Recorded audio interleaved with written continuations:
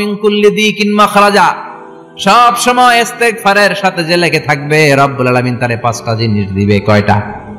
কথা কোন আরো জোরে, সবাই বলেন কয়টা? নাম্বার 1, জাআলাল্লাহু লাহু মিন কুল্লি দিকিন মাখরাজা। বিপদে পড়লে বিপদ থেকে উদ্ধার করবে কে? আমাদের তো কোনো বিপদ নাই না? আছে।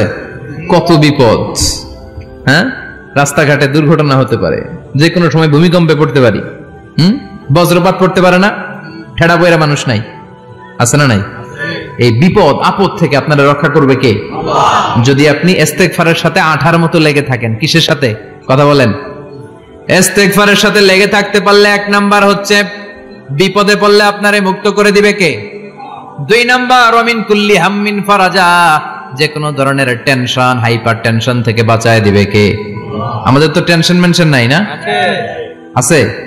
লাইফ নিয়ে টেনশন, বাঁচার টেনশন, মরার টেনশন, ক্যারিয়ারের টেনশন, রাস্তাঘাটে যানজট এটার টেনশন, পুলিশের দৌড়ানি, র্যাবের দৌড়ানি, বাড়ির ভাড়া, গ্যাস বিল, বিদ্যুৎ বিল, ছেলে মেয়েদের লেখাপড়া, কত টেনশন। এই সব টেনশন থেকে আপনারে মুক্ত করে দিবে কে? 3 নম্বরে ওয়ারযুকহু মিন হাইসু লা ইয়াহতাসিব, এমন জায়গা থেকে আল্লাহ আপনার রিজিকের ব্যবস্থা করবে আপনি কল্পনাই করতে পারবেন না। সুবহানাল্লাহ পড়ে। 4 নম্বরে সবসময় ইস্তেগফার যদি পড়া হয় আল্লাহর কোনো আযাব ওই বান্দার উপরে আসে না। ওমা কানাল্লাহু মুআযযিবাহুম ওয়া হুম ইস্তাগফিরুন।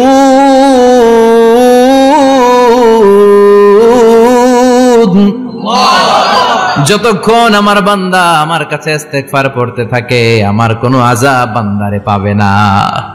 যতক্ষণ ইস্তেগফার পড়বেন আল্লাহর কোনো আযাব আপনার উপর আসবে না। 4টা গেল। 5 নাম্বার, বারবার ইস্তেগফার পড়লে রফিক ভাই আল্লাহ আপনারে মুস্তাজাবুদ দাওয়া বানিয়ে, দোয়া করা মাত্র কবুল করে নেবে কে? আল্লাহ। মুস্তাজাবুদ দাওয়া বুঝেন তো?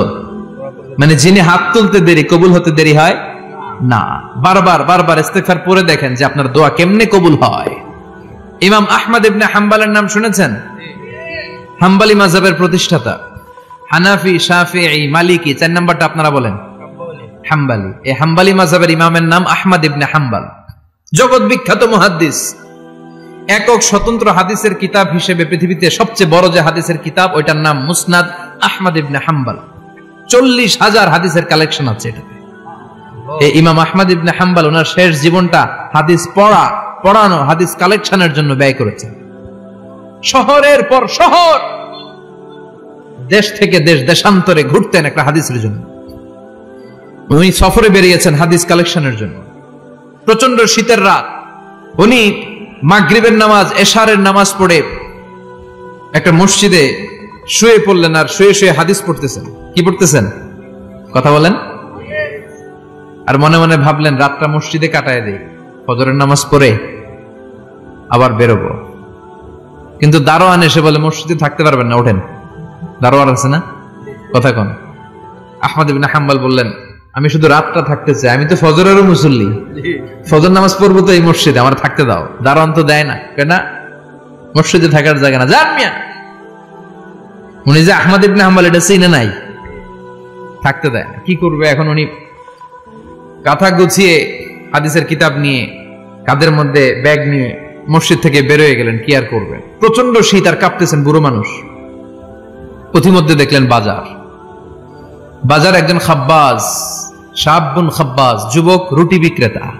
সে রুটি বিক্রি করে, চুলার মধ্যে রুটি সেকে। সে যে সালাম দিল আসসালামু আলাইকুম, যুবক বলে ওয়ালাইকুম আসসালাম। আহমদ ইবনে হাম্বল বলে যুবক আমার যাওয়ার জায়গা নেই, সফরে বেরিয়েছি, খুব শীতে কষ্ট পাচ্ছি, রাতে যদি তোমার এই চুলা থেকে একটু আগুন পোহাই কোনো সমস্যা? যুবক বলে না না সমস্যা না, আহলান ওয়া সাহলান, খোশ আমদেদ, আসেন আসেন, আপনি আগুন পোহাইলে আমার সমস্যা কি? সুবহানাল্লাহ পড়েন।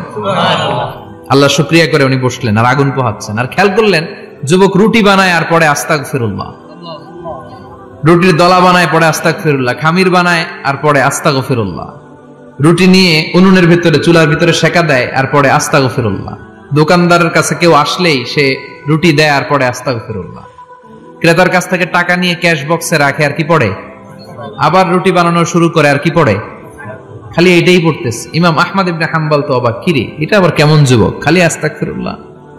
উনি প্রশ্ন করলেন যুবক ঘটনা কি? আসার পর থেকেই তোমার দেখতেছি তুমি রুটি বানাও, রুটি বিক্রি করো আর পড়ো আস্তাগফিরুল্লাহ মা লাকা ইয়া শাবাব। যুবক বলে আস্তাগফিরুল্লাহ আমার সবচেয়ে বেশি পছন্দের আমল, আমি সব সময় আঠার মতো ইস্তেগফারের সাথে লেগে থাকি আর সব সময় পড়তে থাকি আস্তাগফিরুল্লাহ, আর এর বদৌলতে আল্লাহ আমারে মুস্তাজাবুদ দাওয়া বানিয়ে দিয়েছে। সুবহানাল্লাহ। আহমদ ইবনে হাম্বল তো অবাক, আনতা মুস্তাজাবুদ দাওয়া, তুমি মুস্তাজাবুদ দাওয়া রুটিওয়ালা। আমি এত বছর হাদিস পড়াই, আমিও তো মুস্তাজাবুদ দাওয়া না, আর তুমি রুটি বেচো বাজারে, তুমি মুস্তাজাবুদ দাওয়া, তুমি দোয়া করলে সব কবুল হয়ে যায়। যুবক বলে নাম আনা মুস্তাজাবুদ দাওয়া, আমি আমার জীবনে যত দোয়া করেছি কবুল করে নিয়েছে কে? আল্লাহ। সব দোয়া কবুল করে নিয়েছে আল্লাহ, একটা দোয়া ছাড়া। কয়টা? আহমদ ইবনে হাম্বলের কৌতূহল, কিউরিওসিটি আরো বেড়ে গেল, কি সব দোয়া কবুল হয়েছে একটা দোয়া ছাড়া? মা যালিকা দুআ ইয়া শাব, কি সেই দোয়া? যুবক এবার বলতে শুরু করলো, আমার জীবনে যে দোয়াটা আল্লাহ কবুল করে নাই সেটা হচ্ছে আমি আল্লাহর কাছে অনেক চেয়েছি, অনেক দোয়া করেছি যে আল্লাহ, শুনেছি এই জামানার সবচেয়ে বড় মুহাদ্দিস, তার নাম নাকি ইমাম আহমদ ইবনে হাম্বল। আল্লাহ তোমার কাছে আমার চাওয়া, আমি যেন এই ইমাম আহমদ ইবনে হাম্বলের দেখে মরতে পারি, আমি যেন ইমাম আহমদ ইবনে হাম্বলের হাতে হাত রেখে মুসাফা করতে পারি আর তার কপালে একটা চুমু এঁকে দিতে পারি। আহমদ ইবনে হাম্বল আবেগপ্রবণ হয়ে গেলেন, চোখের পানি ছেড়ে দিলেন, বললেন যুবক তোমার এই দোয়াটাও কবুল হয়ে গিয়েছে। আহমদ ইবনে হাম্বলের দেখা আর সাক্ষাৎ পাওয়ার জন্য আহমদ ইবনে হাম্বলের বাড়িতে তোমার যাওয়ার দরকার নাই, আহমদ ইবনে হাম্বল তোমার দরবারে ছুটে এসেছে। আনা আহমদ ইবনে হাম্বল মুহাদ্দিসুদ দাহর, আমি নিজেই আহমদ ইবনে হাম্বল। যুবক চোখের পানি ছেড়ে দেয়, আহমদ ইবনে হাম্বল চোখের পানি ছেড়ে দেয়। যুবক চিৎকার মেরে ইমাম আহমদ ইবনে হাম্বলকে জড়িয়ে ধরে, হাতে হাত রেখে মুসাফা করে, কপালের মধ্যে চুমু খায় আর আল্লাহর শুকরিয়া করে বলে, ও ইমাম, আসলে এই দোয়াটাও আল্লাহ আজকে কবুল করে নিল। বিশ্বাস হয়? সবসময় ইস্তেগফার পড়লে আপনার দোয়াগুলোর এইভাবে কবুল করে নিবে কে? এই পাঁচটা জিনিস পাবেন সবসময় যদি ইস্তেগফারের সাথে লেগে থাকেন। রাজি আছেন তো? এজন্য বিশ্বনবী সব সময় নামাজে সালাম ফেরানোর পরে পড়তেন আস্তাগফিরুল্লাহ। কি পড়তেন? আস্তাগফিরুল্লাহ। 3 বার পড়তেন আস্তাগফিরুল্লাহ, আস্তাগফিরুল্লাহ, আস্তাগফিরুল্লাহ। পড়তে রাজি আছেন? জি ইনশাআল্লাহ। ইস্তেগফারের অনেকগুলো আলফাজ আছে, সবচেয়ে ছোট ইস্তেগফার হচ্ছে এটা, আস্তাগফিরুল্লাহ, আস্তাগফিরুল্লাহ। আরো আছে আস্তাগফিরুল্লাহ আল্লাযী লা ইলাহা ইল্লা হুয়াল হাইয়ুল কাইয়্যুম ওয়া আতুবু ইলাইহি। বিশ্বনবী বলেন এই ইস্তেগফারটা যদি কেউ পড়ে, আত-তাওয়াল্লি মিন ইয়াউমিজ যাহাফ, যুদ্ধের ময়দান থেকে পালিয়ে আসা কবিরা গুনাহ। কি গুনাহ? কাফেরদের সাথে যুদ্ধ, আমি তাগড়া যুবক, তলোয়ার নিয়ে নেমেছি, আমার দেহের এক ফোঁটা রক্ত থাকা পর্যন্ত আমি যুদ্ধ চালিয়ে যাব, আমি ফিরে আসতে পারবো না, আইনটা কার? ফিরে আসলে কবিরা গুনাহ। বিশ্বনবী বলেন যুদ্ধের ময়দান থেকে ফিরে এসেছে এরকম কবিরা গুনাহ অবলম্বনকারীও যদি আস্তাগফিরুল্লাহ আল্লাযী লা ইলাহা ইল্লা হুয়াল হাইয়ুল কাইয়্যুম ওয়া আতুবু ইলাইহি পড়ে, ওই কবিরা গুনাহকারীকেও ক্ষমা করে দিবে কে? পড়তে রাজি আছেন তো? আবার সাইয়েদনা আবু বকর বললেন, ইয়া রাসূলুল্লাহ আল্লিমনি দুআআন আদউ বিহি ফি সালাতি, এমন দোয়া আপনি আমারে শিক্ষা দেন যে এই দোয়াটা আমি নামাজে পড়তে পারি। বিশ্বনবী বললেন পড়ো, আল্লাহুম্মা ইন্নী যালামতু নাফসি যুলমান কাসীরান ওয়া লা ইয়াগফিরুয যুনুবা ইল্লা আনতা ফাগফিরলি মাগফিরাতাম মিন ইনদিক ইন্নাকা আনতাল গফুরুর রহিম। সুবহানাল্লাহ পড়েন। এটাও ইস্তেগফার। আমরা এটার বলে দোয়া মাসুরা, সালাম ফেরানোর আগে পড়ি না? যেখানেই ক্ষমা চাওয়ার কথা আছে ওইটারই কি বলে? ইস্তেগফার। আল্লাহুম্মা ইন্নী যালামতু নাফসি, আল্লাহ জুলুম করেছি, যুলমান কাসীরা, অনেক জুলুম, ওয়ালা ইয়াগফিরুয যুনুবা ইল্লা আনতা, তুমি ছাড়া এই গুনাহ ক্ষমা করার তো কেউ নাই, ফাগফিরলি মাগফিরাতাম মিন ইনদিক, তোমার দয়ায় আমারে ক্ষমা করে দাও, ইন্নাকা আনতাল গফুরুর রহিম, তুমি হলা ক্ষমাশীল। ঠিক কি না?